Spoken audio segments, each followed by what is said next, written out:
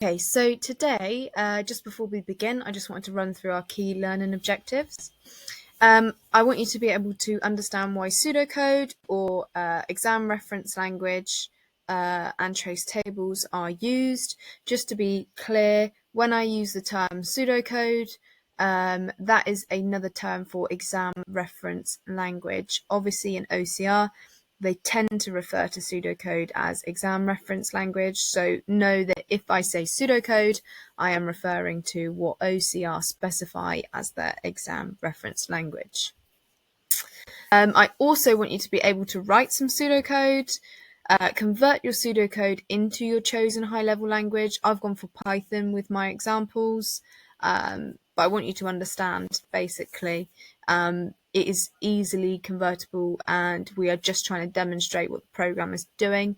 And final is understand how strings can be manipulated in pseudocode. Hi there and welcome to another video. Today I'm going to be looking at pseudocode and a little bit of trace tables, and this is solely based around the OCR GCSE Computer Science spec. So just make sure you're watching the correct video for sort of the exam board that you are using, because the pseudocode is slightly different. So as we go on, I will show you examples in both AQA and OCR sort of format. However, just to start us off and get familiar with it, as you are already, I just wanted to run through it as a separate video. So just make sure you're watching the right one. Okay, so why do we use pseudocode? Well, it's really interesting because what is pseudocode trying to represent? So we can program in lots of high-level languages, and OCR actually don't recommend a specific language. So all my examples, I'm going to be using Python, but there are others. There's Python, something called Visual Basic. Some of my examples will be written in Visual Basic too. You might have done some Scratch or maybe EduBlocks, C++, or maybe even C#, and there's also a Google language called Google sort of Go. So all of these languages allow us to make programs, okay? Whether that is maybe the Scratch cat moving around, or maybe that's a basic number program, or maybe it's things such as Instagram, Netflix, Minecraft, or maybe even an internet browser. All of these things were programmed by someone, okay? So why am I telling you this when we talk about pseudocode? Well, pseudocode helps us actually represent what we want an algorithm to do. So just to go through what you're expecting when you take your GCSE, if you're taking the OCR Computer Science GCSE, you have paper 1, which is on computer systems, or it's called computer systems, which is 1 hour and a half. And then paper 2, which is computational thinking, algorithms, and programming. So pseudocode is basically used to test your understanding of certain programming concepts. So rather than constantly test you on how well you know a specific programming language like Python, what they can do with pseudocode is they can describe what is happening within an algorithm without having to worry about the specific syntax, so the specific rules of the program. So, as I've said here, it's the logic that they are testing, if you like. They're trying to understand, what are you going to understand if I show you this algorithm? What do you think the output would be? Could you dry run this program? So I'll just let you read this sentence. So this is sort of what I've said before. Syntax is the rules of the program. So if you learn Python, for example, you will always need a colon after your if statement. It's always expected. It won't run if you don't put a colon, or if you put a capital P when you're trying to write print. that also will cause your program to have a syntax error and won't work.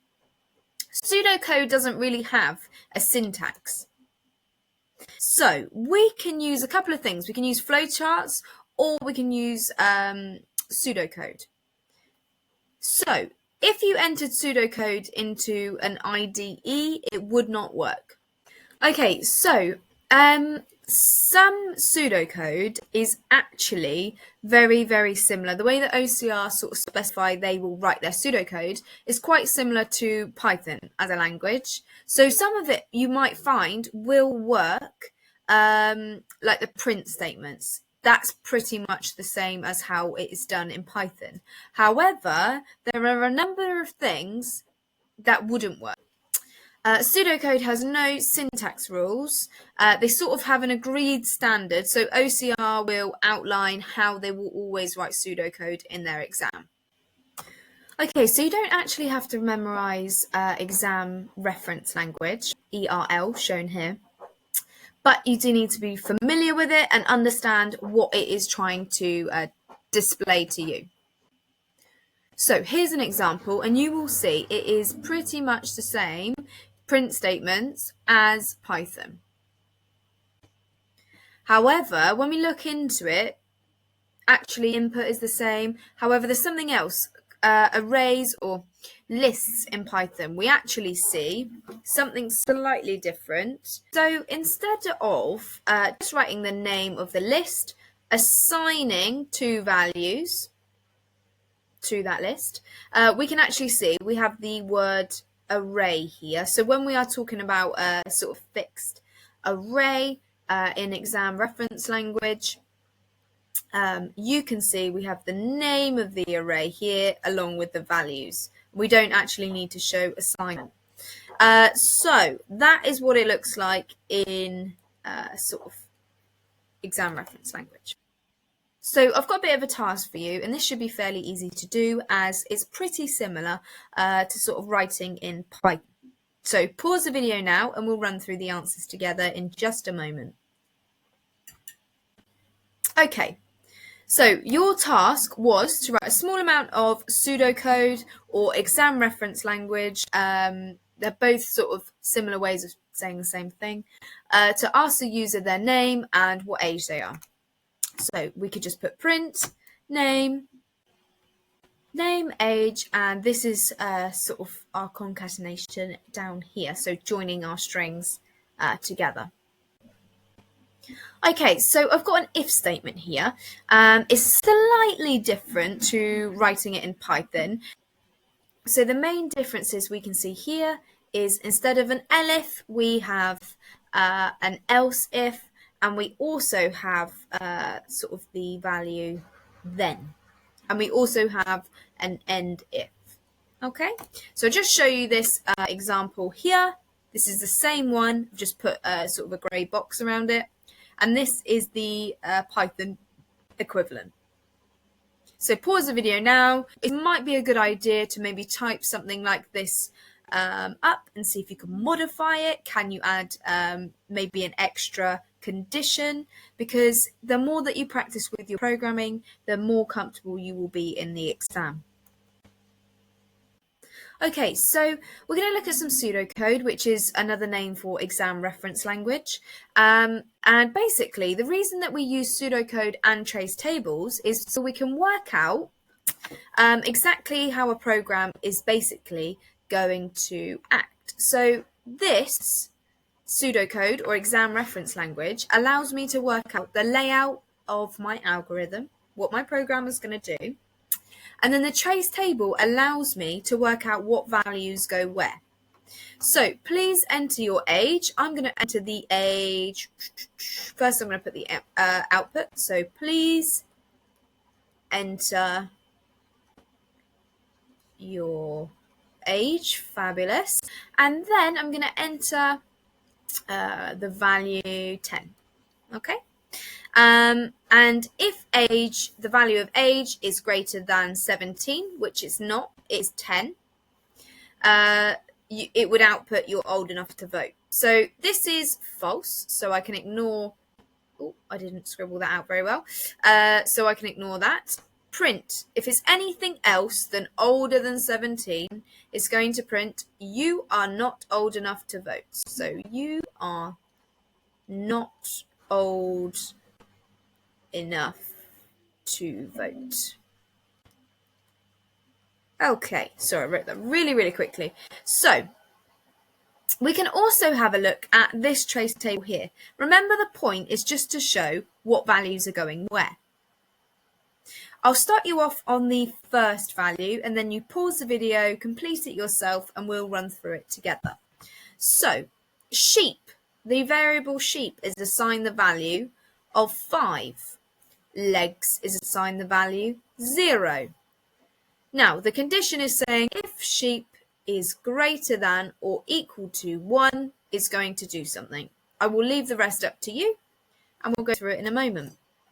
Okay, hopefully you've had a go with that one. So if sheep is greater than or equal to 1, which it is, we're going to multiply the value of sheep times 4 and store it in legs. So 5 times 4, because I'm doing this bit here, which is 20.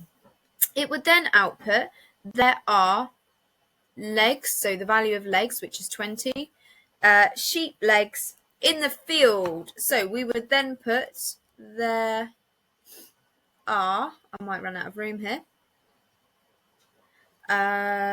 20 sheep. Notice I'm not putting the variable name legs, I'm putting the value inside it. Legs in the field. Fabulous. Okay, so basically we have a switch statement here, and it works similar to an if statement.